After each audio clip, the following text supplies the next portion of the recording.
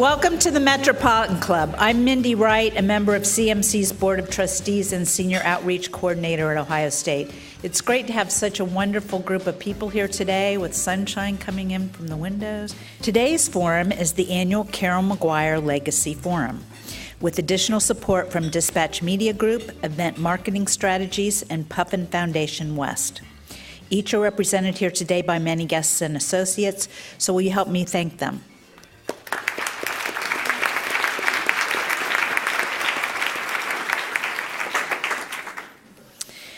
Rarely do social purpose, artistic passion, and innovation move people in ways that astound, let alone change lives. One word, one initiative stands out as a shining example of what is possible when someone and a community work together to make a difference. That word is harmony. We will hear today how the seemingly impossible can be achieved through the collective goodwill of many individuals working together in harmony. So please welcome Executive Director of City Year Columbus, Tasha Booker.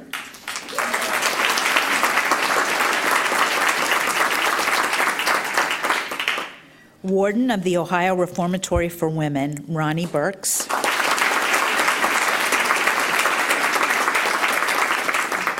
Founder and Director of the Harmony Project, David Brown.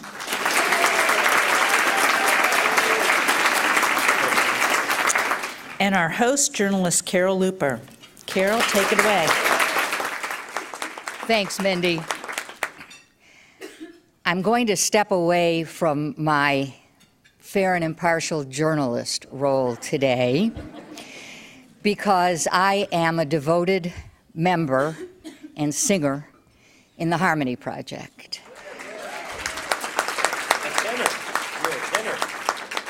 I'm not a particularly good singer, but I'm enthusiastic, and David says that matters. There is only one David Brown, and that's too bad. With his wit, talent, compassion, creativity, and charisma, I wish we could clone this man. I believe that we, the members of the Harmony Project, about 700 strong, would follow him anywhere. His outreach to inmates, high school students, elementary school students, and differently abled adults is amazing. You don't have to audition.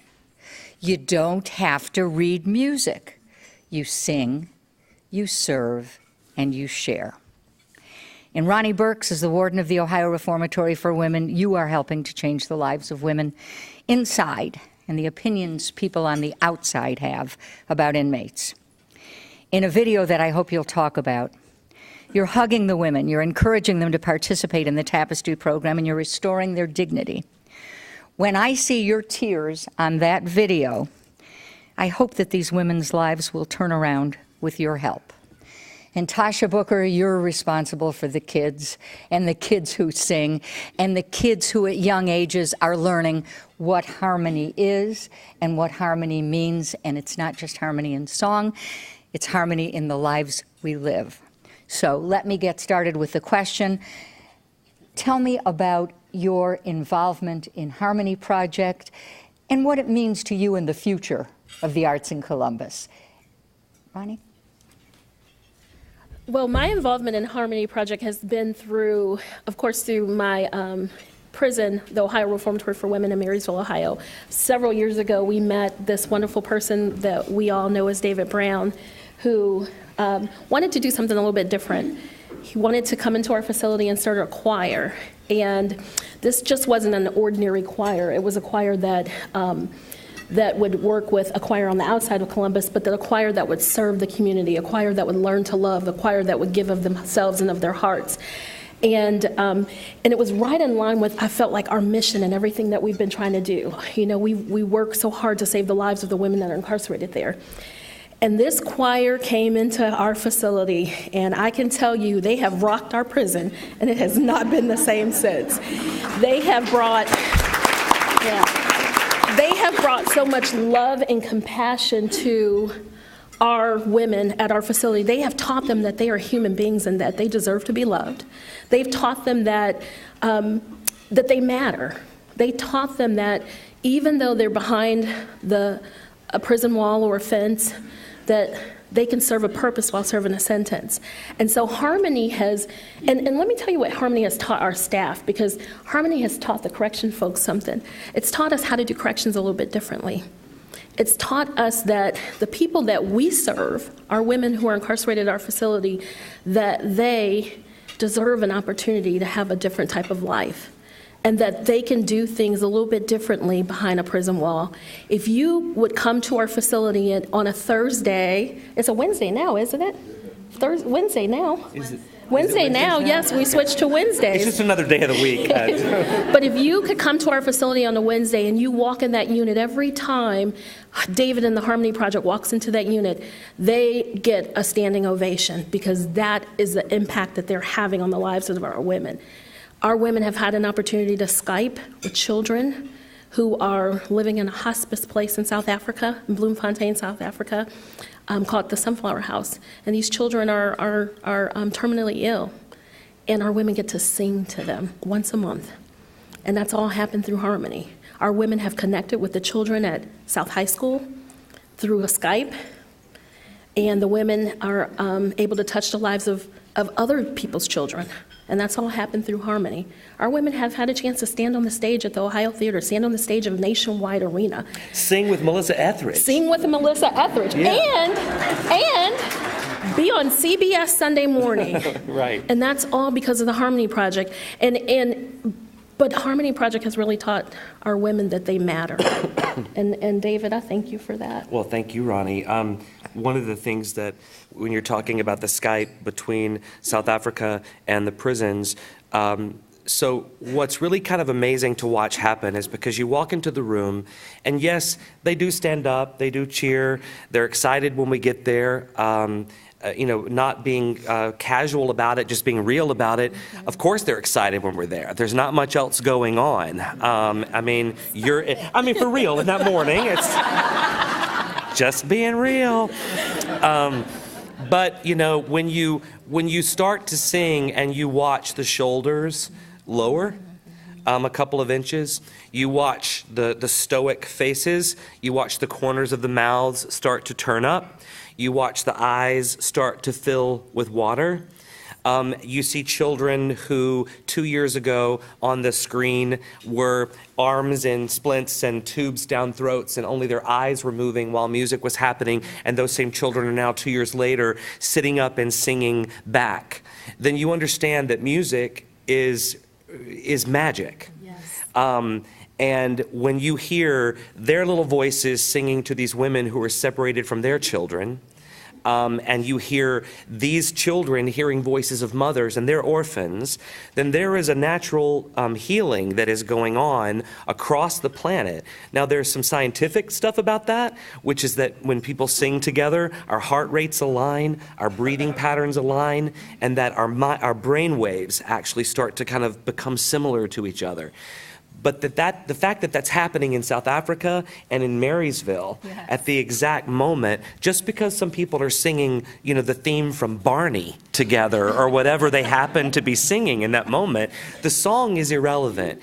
It's the sound. It's the resonance between the two that's happening, which is amazing. And you brought up something about South High School. So we've been doing Skype. We've been doing South High School program now for 5.5 years. And Harmony Project gets a lot of credit for that program at South High School.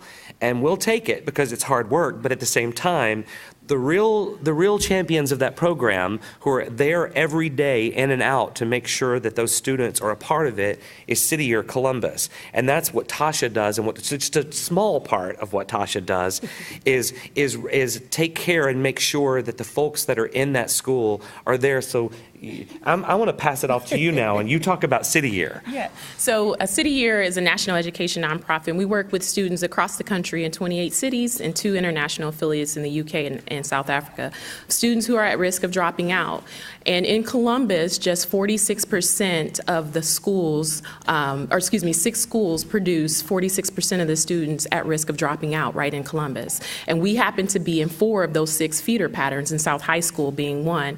So I first came to Harmony Project in my days at United Way when David shares the story when there were only 300 people in the audience and trying to figure out what this was going to be at BOMA. Do you remember that? I do. The church that's now been converted to a club on Broad Street. And Larry and Donna James approached me to help get one of the affinity groups, Key Club, involved in that work. And we all left like, what in the world? He's crazy. We don't know anything about this in Columbus.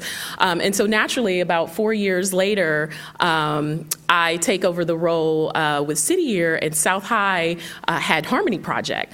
And, you know, David and our board chair, we share a board member, Susan Steinman, come to my office telling me about this great idea around making sure that our students had support in after school space. And since City Year was there, how can we make this partnership, you know, work? And as David can, he can sell, you know, snow to an Eskimo. Or Bibles to the devil. That's right. How I like to say. Just a little edgier. Right. He's from the, right. David's from the South. We forgive you for that. And I was there all weekend, so I got a little flavor flowing right now. So it just naturally made sense that we were already in that after school space to support that. But what it means, you know, for our students that we're working with students who are struggling academically, behaviorally, and who also has attendance issue. So, you know, David started with what, maybe 40 kids? It's about 26 kids. 26 kids, and it has grown to over 100 kids now. 176 yeah, 176 kids. Right, Shelby? Yeah. Yep. Yeah. And Shelby's one of our City Year alum here that now. We hired a City Year alum to come work for Harmony Project. So and we've also hired someone who got out of prison to work in the Harmony offices. So there's this connection thing happening, which is great. Yeah. So workforce pipeline, you can see me later. But it, you know, it really gave our students an incentive, right? You know, it's not enough to coach our students around academics, behavior, and attendance. We have to show them that there's something real by doing what's right. And what Harmony Project does is really connect that, you know, your positive behavior gets better results than when you're acting out, right? And so to see these students, you know, to the point of singing in harmony together, they're breaking down barriers. You have upperclassmen with the freshmen singing together, actually being mentors, right? So that near-peer mentoring is happening there. And the jocks with the nerds. And, yes. I mean, yes. No, but all these, they're horrible labels, but it's just real. I mean, to see those kids be together, that's what we're trying to do. Right. And so you're bringing together groups of people in a school who would otherwise not interact. You remember how it was to be a freshman or, you know, to be a senior. You didn't fool with the freshmen. You were done with school. And you really see them coaching and uplifting each other. And then at the end of that, they get a summer trip, a spring trip. And I happened to chaperone. You remember that? New Orleans. Yeah. And what did you call it? Fritos and Funyuns on the bus? No, Sin and Funyuns. Sin and Funyuns on the bus. But, you know, and that year we went to New Orleans and Alabama and Nashville. But to see the excitement in those students' eyes, you're talking about students who've never left the south side of Columbus. I know that's hard for many of us to fathom, but Harmony Project is doing that through the generous support of the donors and sponsors, affords the opportunity for 100 plus of our students who actually have to have the grades, the attendance, the behavior, the attitude to, one, continue to sing in the choir, but also be able to go on a trip and expose them to another culture. And they actually seen French Quarter, got to sing in the middle of French Quarter and do some service projects there, really connecting them outside of the city of Columbus. And Harmony Project is responsible for that, so we're always happy to support. Well, singing and hugging and being together and getting to know people who you would never know in a million years is one of the most exciting things about the Harmony Project. Also, the service. You mentioned the Skyping with the kids in South Africa. And David, there is service element that is key in the Harmony Project. Talk about how that has accomplished things for the community. Sure. So just a backup story. So in 2005, I had been living in New York for almost 16 years. And 4 years before, 9/11 had happened. And the city changed a lot. I mean, 9/11 affected everybody across the world, but it affected New Yorkers in a very kind of different way because Manhattan's a small town when you live there. And I had kind of pushed through. September 12th was when I was supposed to start my first choir on my own in New York of 2001. And we still managed to get it off the ground, but 4 years later, I was like, this isn't what I was hoping for. And it wasn't really working because I missed some part of it. Like it was just about music, and there wasn't a connection that was happening for me. And so I decided, well, I'm going to go to New Orleans. Well, timing, I moved to New Orleans 3 months before Katrina happened. And before you make the joke of, well, where are you going to live now? Trust me, people have made that joke a million times already. I just tell people I survived both, so stay with me, and you'll be fine. But I moved to New Orleans, and with this idea, thinking about, I wanted to do music in a different way. But it was Katrina that changed the way I thought of music. Because it was the days after Katrina when I saw people wanting to help, but they didn't know how. And they wanted to give back, but they were afraid to put a lot of money into some big thing on television because they didn't know if the money was going to actually reach the recipients, if it was going to make a difference. And in '05, quite honestly, the internet was even not what it is today, and we weren't able to just social media our way into solving a problem like we can now. But I got on the phone and started calling friends and said, here are some phone numbers of some places that you can call. If you give them your credit card, then tonight, the cot that you buy, somebody's going to sleep on it tonight. Those diapers that you buy today, somebody's going to have them today for their child. And it was taking that negative thing of instant gratification and kind of turning it on its head a little bit and turning it into a positive. Because we all have a little bit of instant gratification stuff going on inside of us. We all like to be, receive something in the moment. But the responses to those phone calls were tremendous. And that's when I started thinking about, well, how can I merge? How can I bring a community of people together who like to sing, who like to do music, but focus them on service? And it was a Bexley boy who started challenging me to think about it differently, Josh Radner, who grew up in Bexley and was out in LA, and I happened to be out there designing his home because, as a gay person, you're either supposed to be able to design furniture or do hair. I didn't get the cosmetology thing down, so, I knew how to move a sofa. So I was designing his home for him, and he started saying to me, you really ought to go to Columbus and try this idea. He was like, it's more diverse than you think. When you lived in Bexley and went to Capitol, you didn't really experience Columbus, like he said, like I didn't in some ways. And so I kept working in LA, but then put this idea together and came out. And one of the first people I met is sitting at the table right here today, Marilyn Brown. And I told her about this idea, and a few other of you that are in the room mentioned it to you. And so we brought these folks together and said, whether or not you can sing is irrelevant. But what you have to do is give back to the community. That's your price tag. I don't mean this in an egotistical way, I'm just very confident that I'm gonna be able to turn you into a spectacular choir. That is second nature. But for you to get that, you're going to have to do this. And that means plant trees, create a garden, serve meals, do whatever. And do it not just as if you would sign up with another nonprofit. Do it with people who maybe vote very differently than you do, or worship very differently than you do, or live very differently than you do.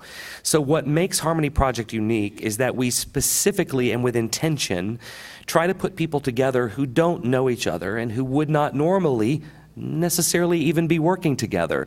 Cross zip codes, cross socioeconomic borders, cross educational backgrounds, because the idea is that the future of any community, the future of Columbus, which is why what we're supposed to be talking about today, is pretty bleak if we're going to be isolated in our own corners and not engaging simply because I voted for her or you voted for him.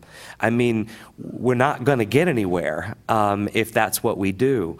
We're not going to get anywhere if we think that it's our job to convince someone else that our religion is the right one and theirs is the wrong one. If we all appeared before a judge and had to present our case, our case would be dismissed. Faith is something that is believing something that we can't prove anyway.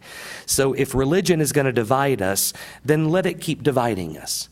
But while it's dividing us in the way we think, we can still build a playground in Fairwood Park because the kids in that neighborhood need a playground.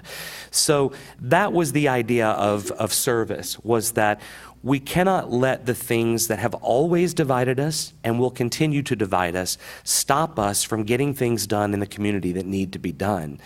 And to Tasha's point of what she was talking about with South High, and in many ways to the prison as well, but I want to focus on South first, is that so many programs are focused, as we are, on wanting our kids to graduate from high school and then go to college. But that's just not enough.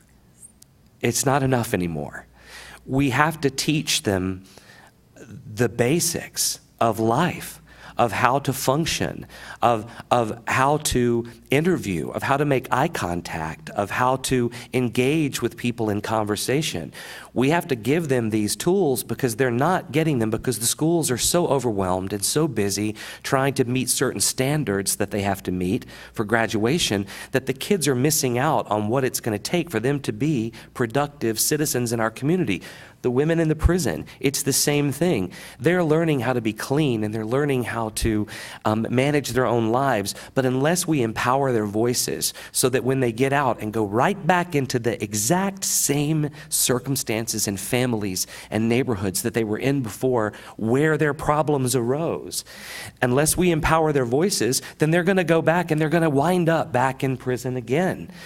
We have to do things differently because the world is different than it was even 10 years ago, much less 50 years ago. So I don't really have a lot of patience for people who talk about the good old days because I don't know what those were. They weren't when I was growing up, I know that. That was just the 80s. And nowadays you look back and the 80s were supposedly the best time in America. Not for me. So I look at our world and just say the work that we're doing, it's not rocket science and it doesn't need to be lifted up and cheered. It's just what has to happen. We have to be going beyond just graduating from high school, just getting out of prison or getting clean, just taking someone who's differently abled, who's been in the spotlight, been in the shadows, and giving them, a chance to sing on the stage. We have to give people purpose. And if we give purpose to people rather than pity, then we see things change. We see lives change. We see it in our work every single day. Replace pity with purpose. Will you each share a personal success story that comes out of the project? Yeah. Okay. So for us at City Year, one of the things we encourage is going to college, but also instilling, to David's point, instilling hope that you can achieve. Your circumstances should not define, where you start should not define where you finish. And the one story that stands out to me is when we were on the New Orleans trip, the kid who was playing basketball and he was the jock and he was pretty popular, you know who I'm talking about. He was also the troublemaker. The next year was his senior year. He was a junior at the time. His next year was the senior year. And I didn't think the kids, remembered, me, but my son, who also thinks he's a teenager at 10, they remembered me only because of my son. He comes flying up to me and tells me he got accepted to college. And just to see this kid who, was grades were failing from 9th grade, attendance, was the class clown, a bit of a school troublemaker, to see him so excited about just getting that acceptance letter. And I think he, you know which one I'm talking about. I think he carried that letter in his book bag every day. That's what you want to happen, right? To see that hard work, pays off. And also knowing that for him and in many of our schools, our students, they read, right? They Google, they see the labels we've given them. They see the reports that's out there about, their plight or their lot in life. And so we have to change that narrative. And, what we were able to do was to change, his narrative and to also say that there are people here to help you. Dr. Putnam, who wrote Our Kids, talks about we've got to let go of, self-made men and the bootstrap theory. You didn't, I didn't, and some people just can't. And so what we did with that young man was show him together we're going to help you, achieve and realize your goals in life. That's right. When I think about success stories, I can think about several women who have left our facility, and one of them stood on the stage at Nationwide Arena, and she shared with the audience that last year I stood on this stage as an inmate, and this year I stand as a woman who's going home to her children to read books to them tonight. And I think that's amazing. There's so many women out there that Harmony Project has touched. I think about, in particular, a young lady who left our facility, and I think almost the very next week I was standing next to her in choir practice. So last week I was her warden, and this week we're choir members together. And we stood next to each other, and I remember seeing her walk in the room, and I opened my arms, because I always open my arms to my women because I love them, but I opened my arms to her because I was so proud. I was so proud to see her standing there. She was sober. She was a Tapestry alum. She's always going to be a Tapestry member, part of that therapeutic community. But she was touched so much by Harmony Project that she, the very next week, was at choir practice. After choir practice, we found out that she had to walk home. And that was, you remember, I came to David in tears because I wasn't allowed to take her back to the facility that she was staying at. And they had rules. They had rules about who could transport her. And you had to be approved. You had to be on this list. And so I remember Harmony Project folks stepping up saying, I'll get signed up so I can take her home next week, and I'll get signed up so I can take her home. And that's what happens. Harmony Project members threw her a housewarming party when she got her first apartment after being released from prison. Those are success stories, because it's been almost a year now, and she still comes back. She's at every choir practice, and she's employed, and she's sober, and that's so important. And so I think about that as a success story, and there's so many other women. There's so many others.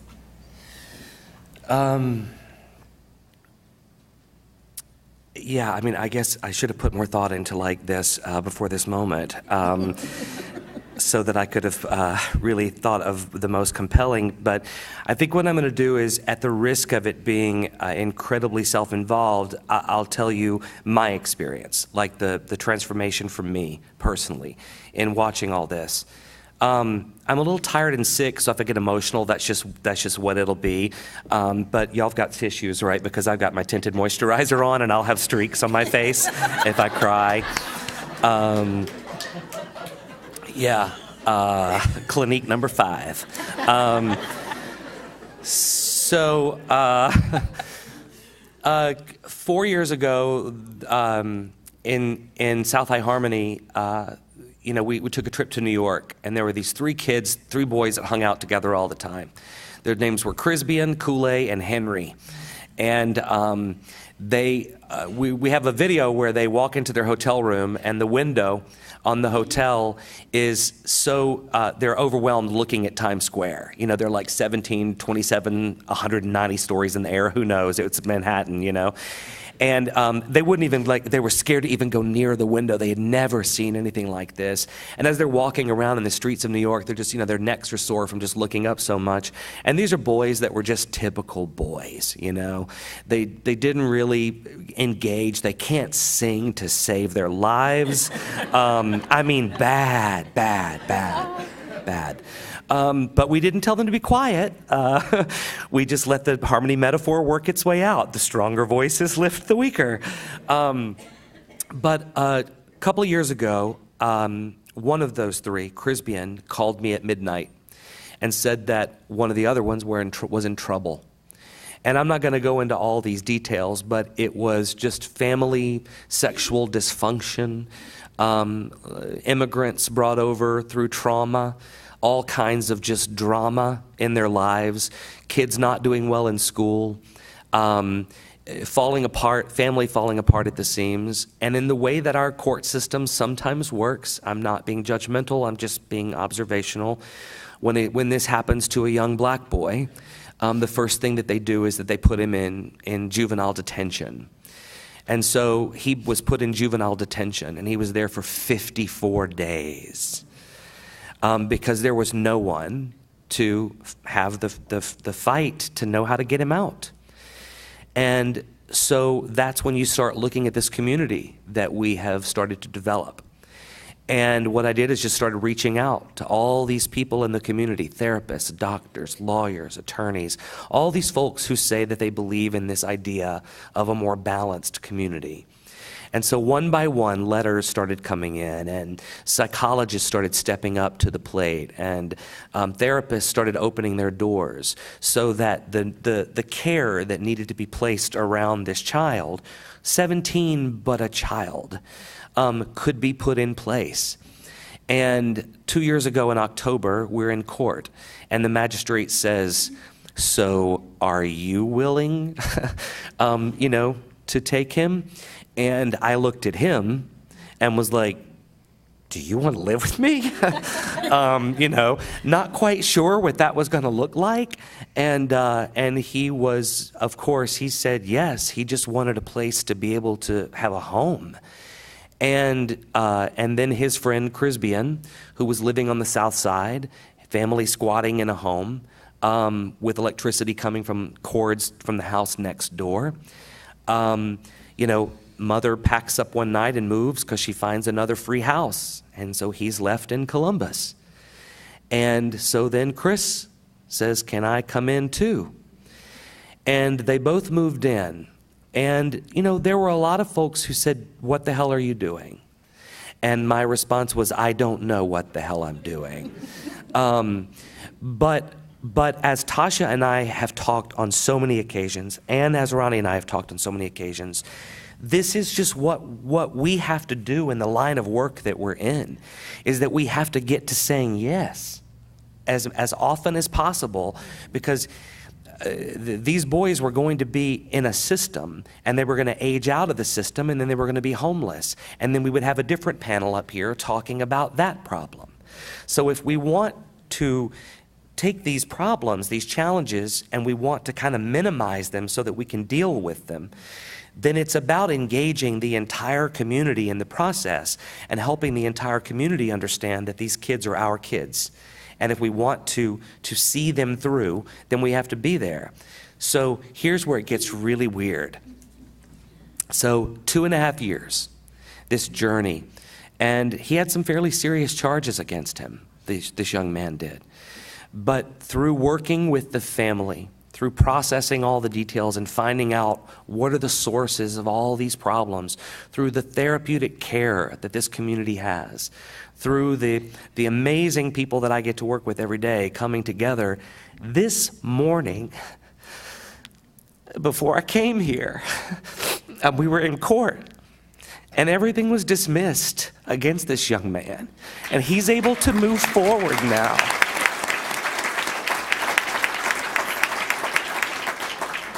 He's got an opportunity now that he didn't have before, not just because I said yes, but because this entire community said yes.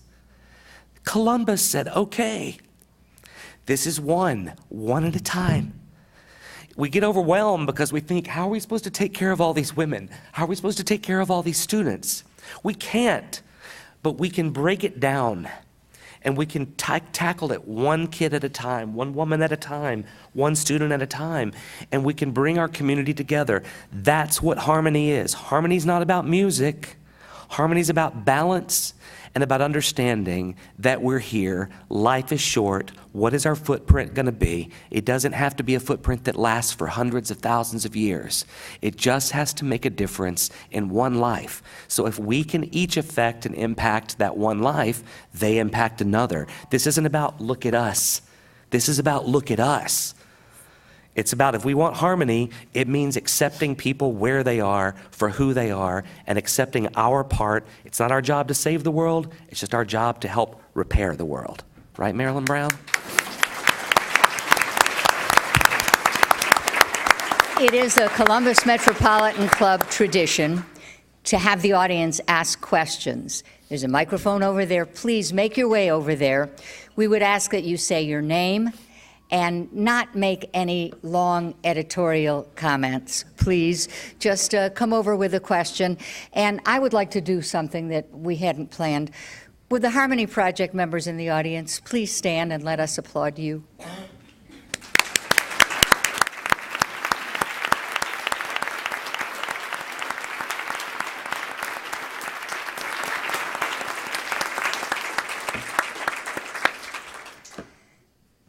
One quick last question.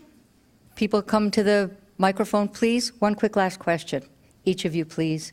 Your dream for the future of your organization in conjunction with the Harmony Project. My dream is big. I don't even want to look at David. But so yes. Right now, well, it's done. So David always makes the joke about how he's going to take all the women out the prison into Burger King. So, but my dream for Harmony Project and our institution is to have an institution-wide choir. We have an institution with, my count last week was 2,534 women, and that's very sad. Women are the fastest growing prison population in this country because of addiction issues.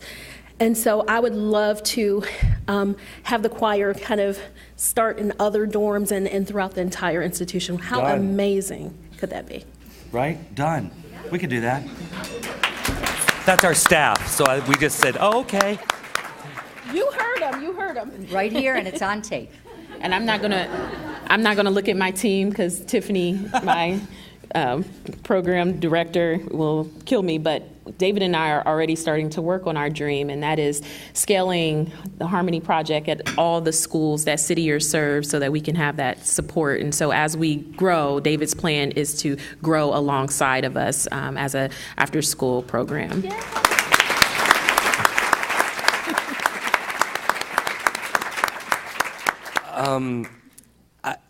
Carol, the reality is this doesn't ever work well when I'm in funding meetings and people say, well, what's your 5-year and 10-year vision? I'm like, I don't know. I like to respond to what's going on in the world right around me. That's maybe part of the little a artist inside of me, that it's like, right now what's happening outside is what we respond to, because that's where the world is and that's how I like to kind of live. But thinking in terms of what is my dream is to find about 10 young people in their 20s with a lot of energy who want to do this, and I want to start training them so that they can start becoming the future and changing and morphing Harmony into whatever it's going to be under their leadership and under their direction. That's my dream. Perfect. First question. Good afternoon. I'm Kathy Fox. I'm with the Pizzuti Companies. I have a question primarily for David, but I'd love to hear from the other speakers as well. What one thing that, do you need today that you're not getting from the community that would help you do your work? You want to say the word at the same time? Is it funding? Yeah. Ready? Funding. No. But you said that we're not getting. Okay, we are. I mean, and I see so many faces in here who are faces of support. I mean, I could start naming them off, but then I would end up leaving people out. But you know who you are, and we couldn't do what we do without that. But to be more serious to your point, I think it's, for Harmony Project, I would say, a lack of awareness that it's not the David Brown show. So many people think that this is my thing and that this is what I do. Yeah, it is, just like you do your job. But there is no way in hell that this would happen if this was just the David Brown show. There's an entire full-time staff that work more hours than I do. For people to take a deeper look into what it takes for this to work and find out how can we buy into that? How can we be a part of that? Maybe we care about youth programming, so we want to get invested in this part of it. Maybe we care about recidivism rates and things like this. We want to get invested in this part of it. But maybe taking a magnifying glass and looking a little more closely at that it's not just the big shiny concerts that make everybody feel good. It's the day in and day out management of 700 volunteers having to work 8 hours of volunteer service in a matter of 12 weeks. Do the math.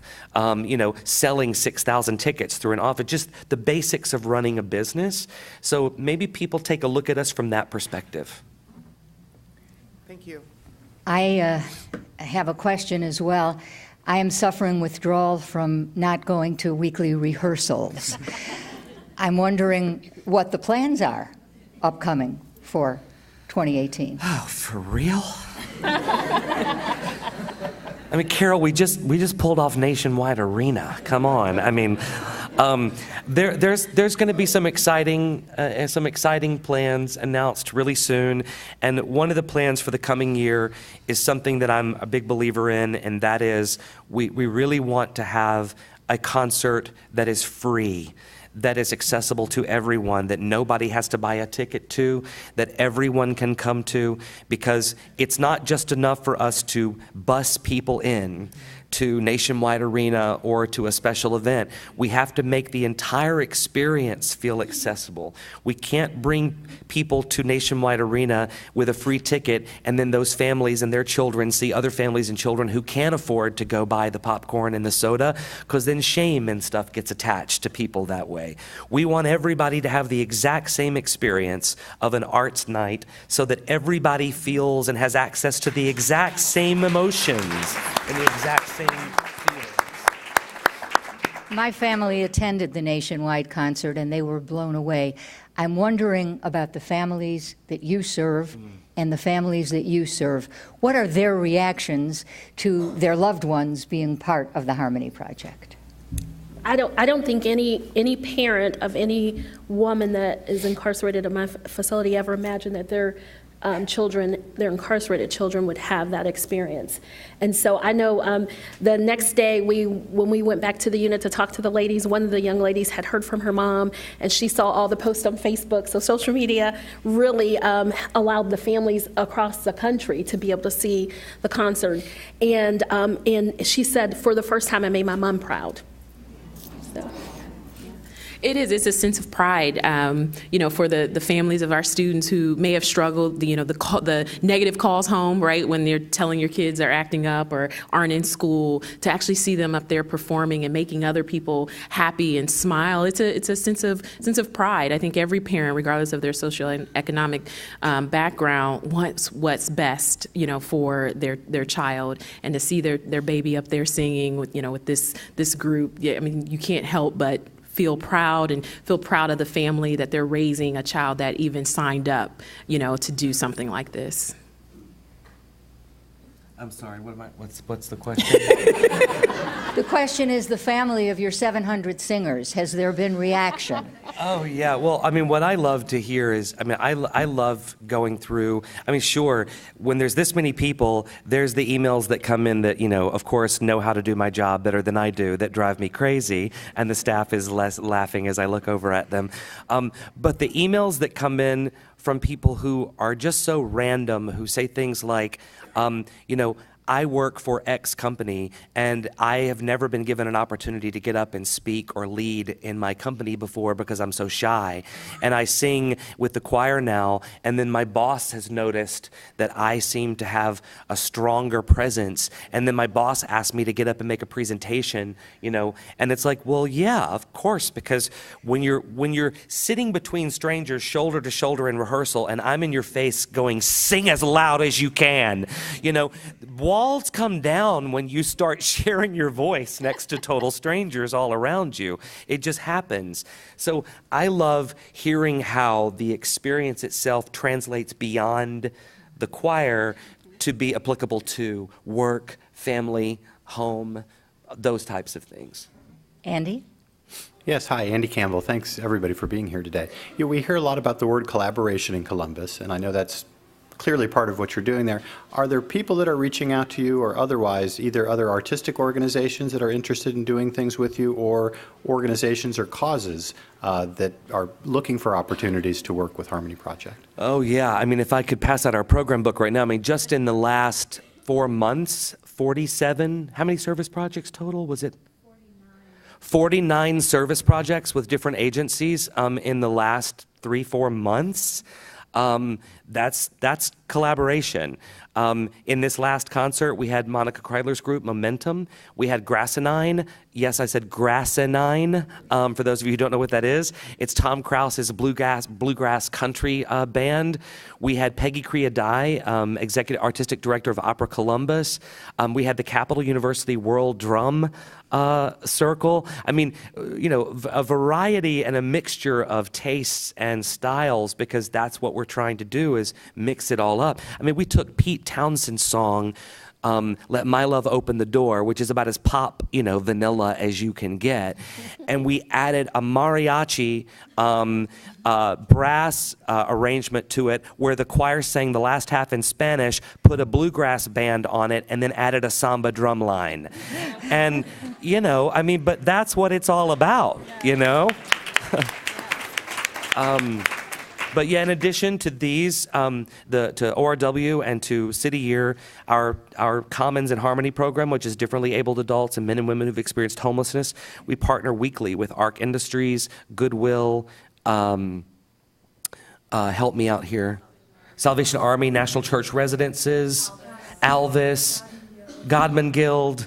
So they say they're the ones who do all the work. So that's what Harmony for us is. It has a musical component because that was my background. But this could be replicated and exist in other communities. It doesn't have to look like it looks in Columbus, Ohio.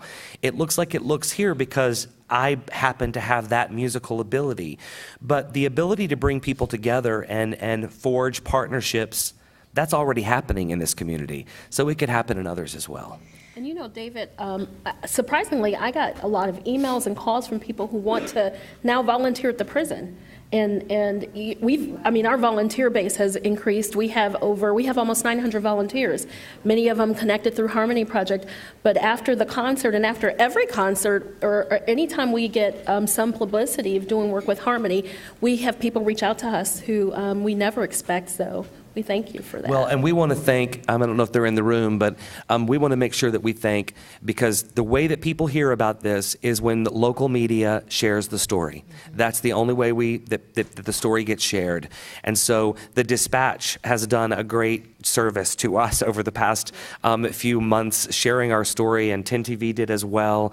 And we really appreciate the sharing of the story. And Mindy, I see you, so I know our time is up. Just about up. I just want to make sure that everybody who wants an opportunity, because we're not singing today, everybody who wants an opportunity to see the songs, there are YouTube. All right, so if you go to YouTube, and all you have to do is type in one word, all one word, Harmony Project Online. That is our channel. And on our channel, we have lots and lots and lots of videos, and pretty soon we're actually going to have a video from the most recent concert. So you'll be able to kind of see some of that online and be able to know what it's all about. Well, I hope you all enjoyed today's forum. I certainly did.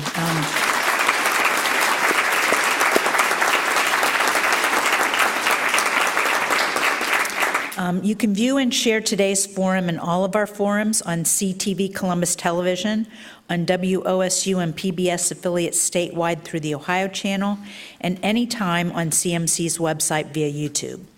So let's thank our sponsors, Carol McGuire, the Dispatch Media Group, Puffin Foundation West, and Event Marketing Strategies.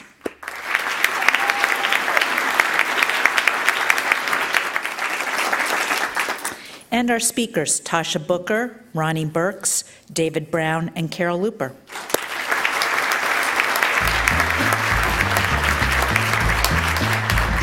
And thanks to all of you for being here. We hope to see you early next year.